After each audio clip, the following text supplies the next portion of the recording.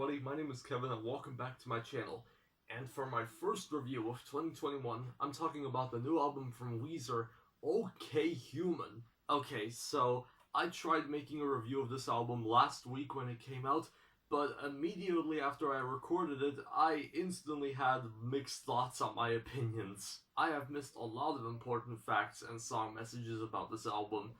So I decided to re-record my review because my thoughts on this album changed so much. Weezer are an alternative rock and pop rock band that have been around since 1992, and I really like them. I've enjoyed the Blue album, Pinkerton, the Green album, and Maladroit, aka their first 4 records. But as far as albums I've listened to from them goes, that's about it. I will get into the rest of their discography later on, but until then, I have this new album here to talk about. Now, in May of last year, Weezer wanted to release the album Fan Weezer, which was apparently compared to Maladroit and was inspired by 70s and 80s hard rock bands like Kiss, Metallica, Black Sabbath, and Van Halen, hence the title. But of course, when the pandemic hit, they delayed the release of that album, and not long ago decided to release OK Human first. And in October they announced that Van Weezer would be a tribute to Eddie Van Halen after he passed away.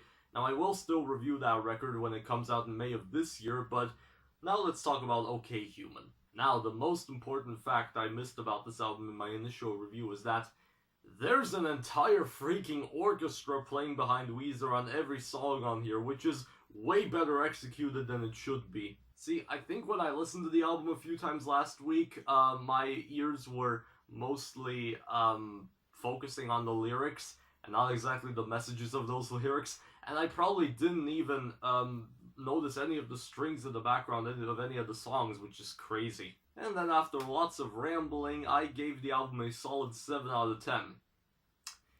Buckle up, people, this is gonna get crazy. So, OK Human, aside from its obvious Radiohead reference, is a secretly genius album, which is only half an hour long, and that makes it their shortest album since the Green album in 2001. The main thing that sticks out for me on this album is that this is a more personal record for Rivers Cuomo. It basically deals with his home life and his everyday activities, and the mood of this album changes a lot. And Brian's guitars, Scott's bass playing, and Patrick's drums fit perfectly with the strings in the background of the songs. Speaking of the songs, let's go down track by track, shall we? The opening song and lead single, All My Favorite Songs, starts out with this sad flute melody, which is retro sounding, and then goes into this happy instrumental and happy singing as well, though the lyrics are quite sad, and after I read through the lyrics, I thought to myself, Rivers, are you me? This song completely shows how I feel about myself and most people, and is probably my favorite track on this album.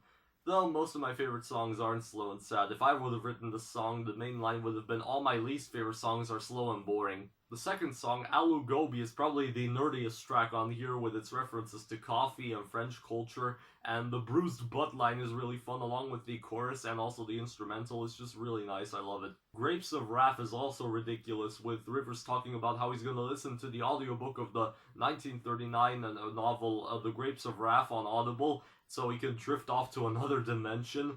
And the chorus can instantly get stuck in your brain, though the bridge that they performed on the pre-release live stream looked like this. So far we're 3 songs into the album and it started out really fun, but then Numbers takes it to a way moodier tempo. Originally I thought that this song was just about numbers and it not having any message. Boy howdy was I wrong. The song is about how numbers can affect you. They can either make you feel happy or sad. Just think about how on one hand you got so many likes on social media, but on the other hand you don't have a high enough IQ for poetry or you're not tall enough to join a sports team. The message hit me really hard, and I now fully respect the song because of it. Playing My Piano was one that I already really liked, being about Rivers feeling at home, and saying that the North Korean leader can blow up his city and he wouldn't even notice because he is too busy playing his piano and cannot stop. The track Mirror Image, despite being only about a minute long, has some shockingly good lyrics. She is my mirror image, showing me who I am. Until the day that we shatter, she helps me understand. And it sounds really beautiful, but it's actually my least favorite song on the album, mostly because I rarely love songs that can make me emotional. I just kind of had a thing for those kinds of songs and already since I was young. Though I absolutely appreciate this track. Then the song Screens takes the album back to a happier tempo for like one song. It's a song about how modern technology changed people's lives and probably not in a good way. It's as against technology as, well, okay computer. But the chorus is one of the catchiest on the record, and also bold of Rivers to mention Blackpink instead of BTS on this song, but I did find that to be pretty funny. Bird with a Broken Wing has some strong lyrics. Using metaphors of being a bird, Rivers reflects on his old life and him feeling irrelevant at this point. But vocally and instrumentally, it's not a highlight for me. I kind of feel the same way about the song Dead Roses as well, but the instrumental is at least very mysterious and interesting. After a short retro-sounding interlude, we get Here Comes the Rain, which starts out with an awesome piano solo that repeats a few times throughout the song, and it results in possibly the happiest sounding song on here. If you look at the lyrics, you might think it's about Rivers being out in the rain. I know, Rivers, rain, the opportunities for jokes are endless. But he actually wrote this song for his friend, author, and podcast host Sam Harris, who is known for his controversial statements, essentially telling him how to ignore negative opinions that he sees about himself.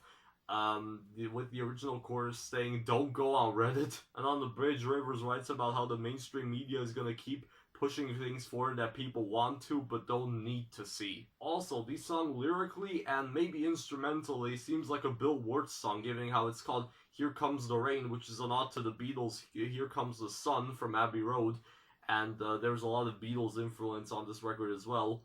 And Bill Wurtz had a song that he came back with called Here Comes the Sun. Then the closing track, La Brea Tar Pits, is about essentially how Rivers uses the tar pits to think about what we still have left to offer in life, and how he's scared of fading into obscurity. The end of the song even playing the first three notes of the riff from the Sweater song quietly on the piano, reflecting on how Rivers' fears of big audiences not accepting how the band's going to take new directions, because they'll still be holding on to that first hit. So, that's everything on OK Human. I did like the happier parts of this album more than the moodier ones, but even the sad songs on here are meaningful, and I understand them. One more thing I said in my initial review of this album is that I don't think this album will join the essential list of Weezer albums for me, but after a few days I noticed that if there was a list like that for everybody, a lot of people would put it on that list. Except for one person, Mark from Spectrum Pulse. He didn't like the album. He also compared it to AJR, and I mean, Rivers Cuomo did appear on an AJR track once. But also, I did kind of understand that, because it does seem like the wackier parts of AJR are present on this album. That it kind of feels like Rivers is taking an AJR influence here, which is terrible, because AJR just are not good whatsoever. And the thing is that AJR in March is releasing an album called OK Orchestra. So the fact that two OK Computer referencing albums are coming out in 2 months, and possibly both of them having orchestras on it, oof. I just hope OK Orchestra is going to be a disaster. But Weezer's OK Human is a really, really good album. I still stand by my opinion that it won't even join the essential list of Weezer albums for me, because this is a more experimental album for them, and I'm not going to put it on all the time probably, but this album is really memorable and really good. I really should have paid more attention to this album when it came out. I'm overall feeling a 7.7 out of 10. But of course, this is just my opinion. You can feel free to disagree with it, and if you have any opinions, you can leave them in the comments. And I guess that's pretty much it. That's all for today. I'll see you tomorrow.